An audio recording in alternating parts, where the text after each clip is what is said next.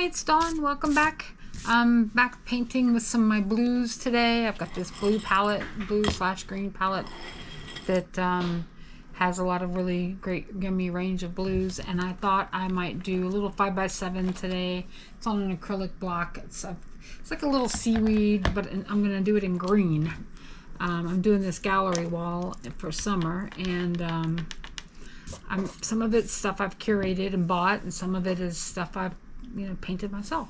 So I like to swap it out with the seasons, and now I'm going to realize I still have another color in this brush from last time, and we'll get it for, okay, there we go.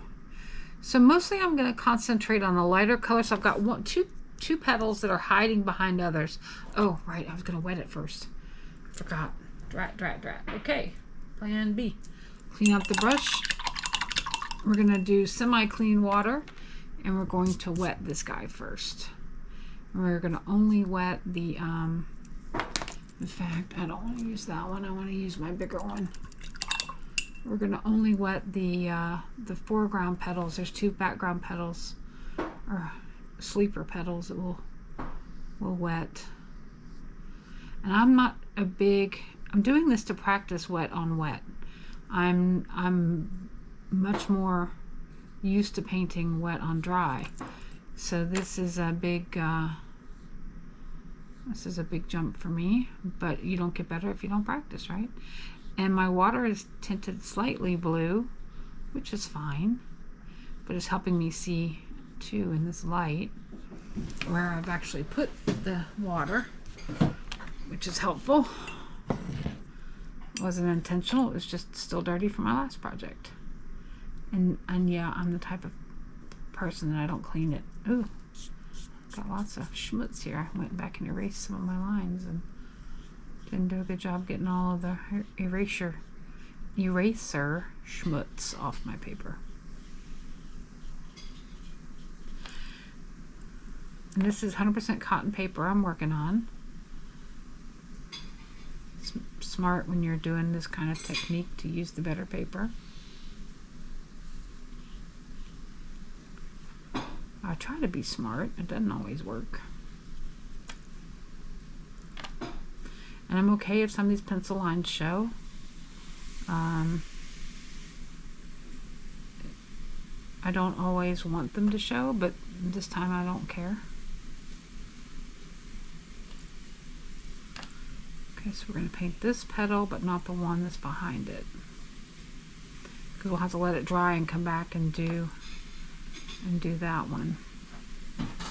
And of course I've taped my paper down to an acrylic block. Just I have a bunch of different what I call palettes or blocks. I have some bamboo ones. I got some cheap bamboo ones from, like, I don't know if it's a dollar store or if it was Five and Below, or it could have even been TJ Maxx or Marshalls, honestly. Got like a little 3-pack of bamboo cutting boards, and I use those. It's nice to be able to have a solid surface that you don't care what happens to it. Like the acrylic block, you just wipe it clean. The bamboo, don't care.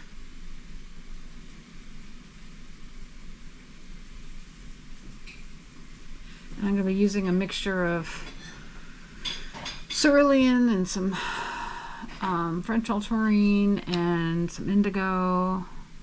Just whatever's on my palette up there, which I should have marked, but I didn't. So I don't know what all those colors are. I think I've got some indigo. Yeah, indigo, I already said that.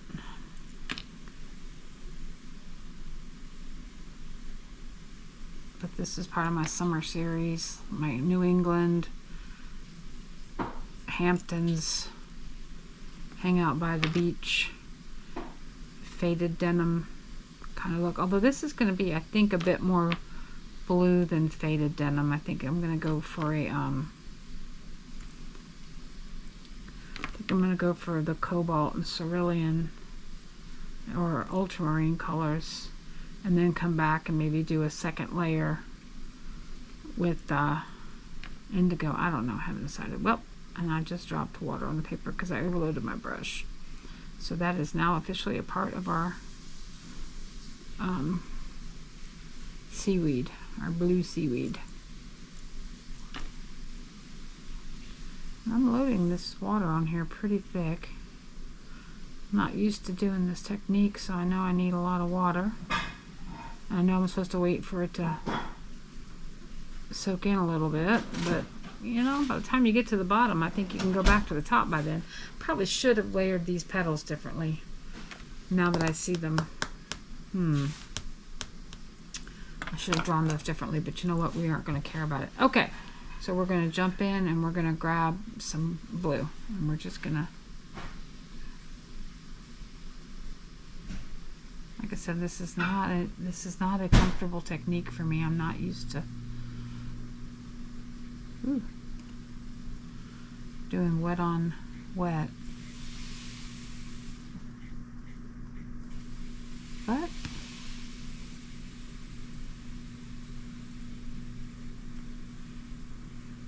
here we are.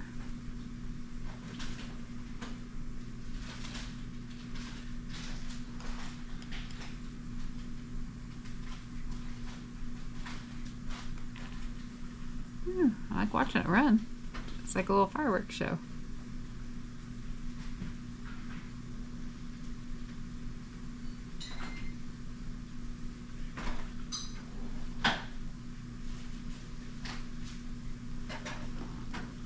Okay, let's grab some more pigment. I don't want it to be all the same though.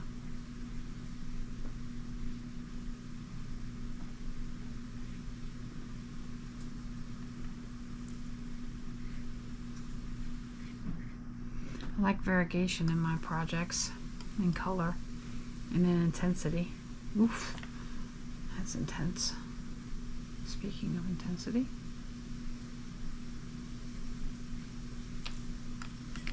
I'd even grab a little green just to have a little, I know it's summer, but you know, blue and green, they like to hang out on the spectrum together, don't they?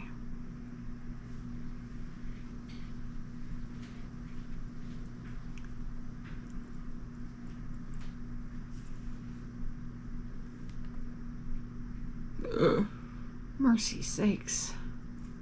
That is a vibrant color. We'll just spread him up in different places on the piece so he has some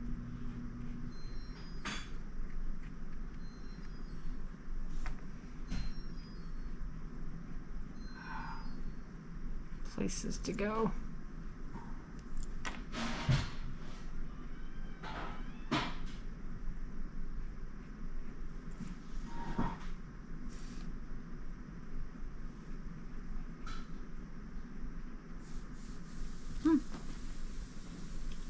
Okay, didn't know what to expect doing it this way, so I'm liking it so far. Probably put a little too much water on these petals, but that's okay. Paper's buckling, so now the pigment's puddling in spots, but I'm alright with that too. I'm a firm believer in you just kind of let things happen.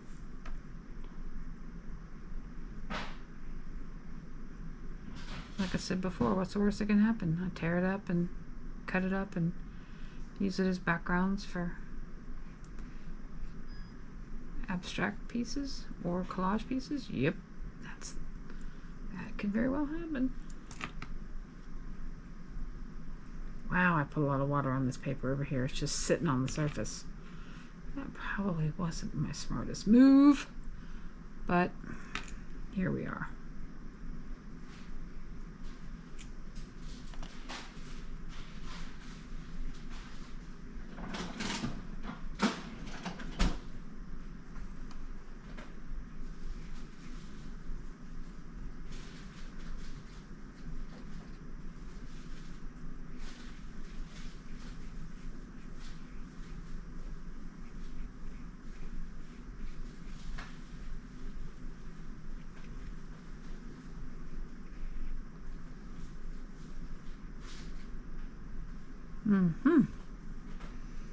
Well, I think we're gotta. Oh, I'm kind of off camera down there, wasn't I? I think we gotta let this dry and come back and see what the next layer is gonna bring for us. See you in a minute.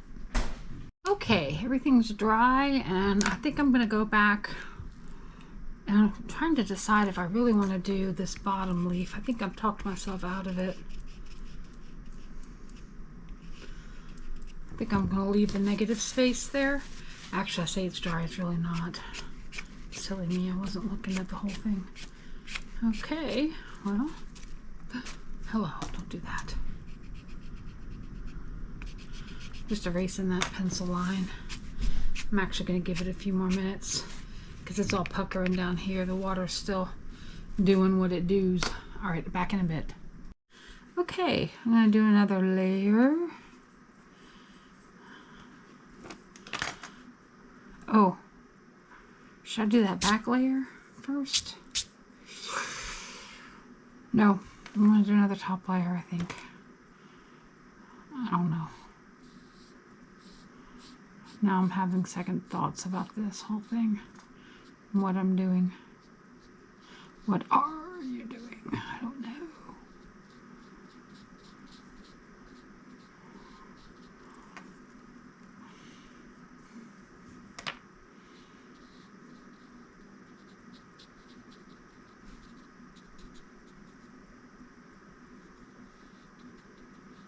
I'm just playing, I guess, is what I'm doing. I'm just grabbing some colors and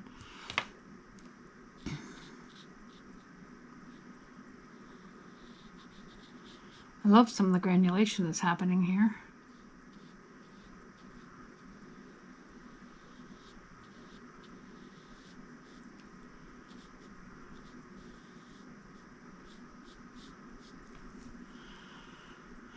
Well, this is an exercise, right? We're having fun, right? Right.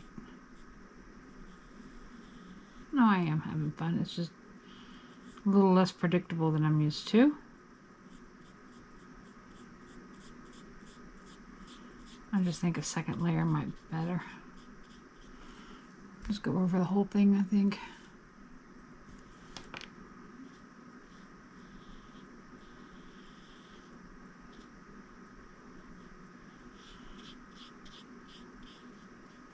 But obviously we're doing wet on dry now.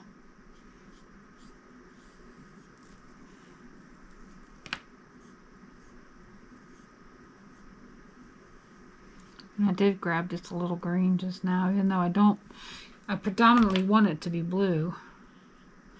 I like having just a hint of green in it. I think it gives it depth.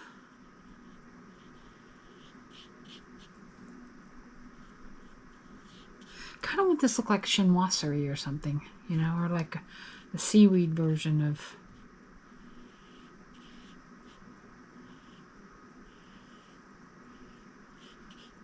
Or an oceanic version.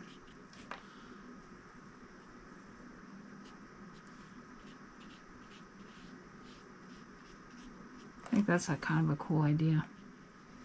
I'm a big fan of chinoiserie anyway. Took me forever to learn how to say it, now I can't stop saying it.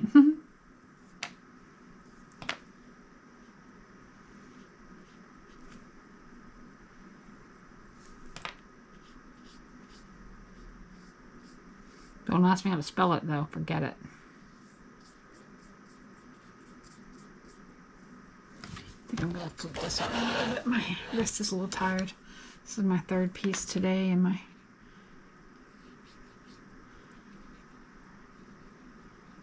I'm a little tired.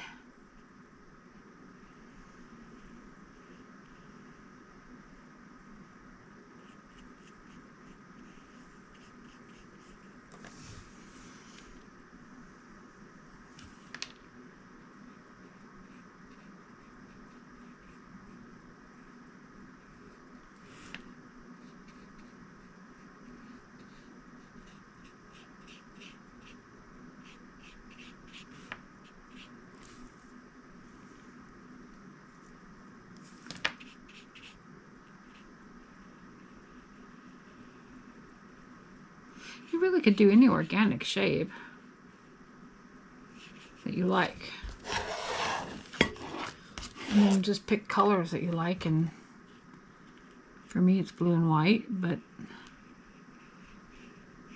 that's just because I'm doing my summer wall and I'm a big fan of the China pattern, which I have all in my hutch. So the gallery wall is surrounding my hutch, and it has, you know, the theme of the season. But anyway, a simple hack here would be just to take circles, take a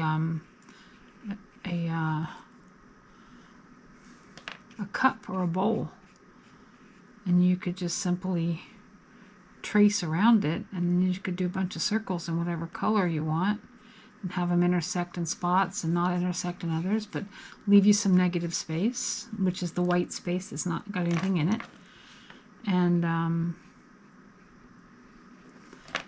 then you could have any color theme you want. You could, you know, do green around spring and pink for April and Easter, and just kind of go for it in any old. There's no rules. That's the biggest trick. That's the biggest hack that nobody tells you. There really aren't any rules. I'm sure 100 years ago, 200 years ago, 400 years ago, that wasn't the case. But then artists like Pollock and Picasso, and I'm no art historian, but I know they changed the rules to no rules. That's the new rule. There are no rules. And there's some art purists out there that go, oh, it has to have composition and it has to have balance and enough negative space. Yep. If it's going in the Metropolitan Museum of Art, I'm sure that it does. But this is for our own fun. It's supposed to be fun. Well, get out your brush and just have fun.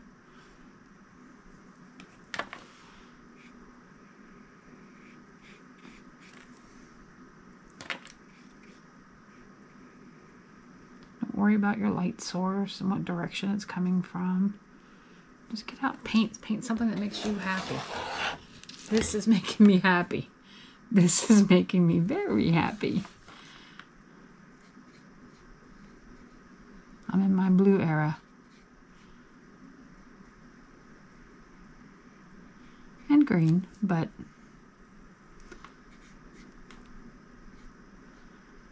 and you'll see I'm using different blues on different petals in very dark values, but that's what makes me happy right now. In a month, maybe I prefer, you know, the lighter washes, but right now this is speaking to me, so that's what we're gonna go with. We're gonna go with it. And by grabbing the different color blues, even within the same petal, you can see that I achieve, you know, different color variations within that petal or stem or whatever this is, which I think is really attractive. And now that these petals are wet, I can come back and add like a little shadow underneath on the bottom side if I want, or just put another glaze on it all together and go, nah, I want the whole thing darker. Okay. And if I go outside the lines, who cares? Who knows? Nobody sees it but you and me. If I keep it on camera, that is.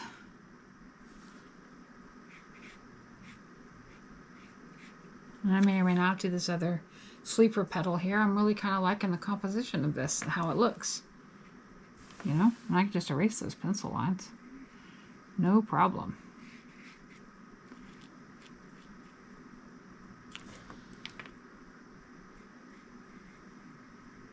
Okay. I think we're at a point where we just need to let it dry now again. And come back and, because it will dry lighter, and then we'll come back and see where we are.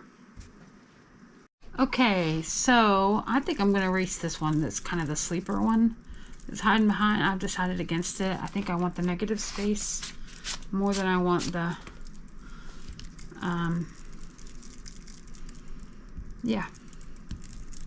And now the only worry, is, if that's the word we're going to use, is because look where it may have leaked around this tape, but you know what? We're just going to go for it and be brave here. And hope the tape held. It did pretty good.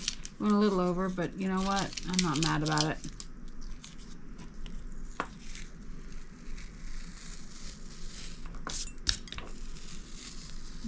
And of course that tape pulled that paper there.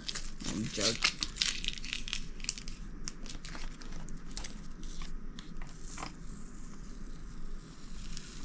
I'll try to pull it on an angle so it doesn't take off too much paper, but it's really taken. But it did not leak. It did not leak. The edges stayed intact as far as the color is concerned. So that's the bonus. That's the goal, right? Right. Okay. Well, I'm pretty happy about that. Our little organic chinoiserie coral piece. And that's going to go on my gallery wall. And we'll call this one done. So thanks for stopping by. We'll see you again soon. Bye.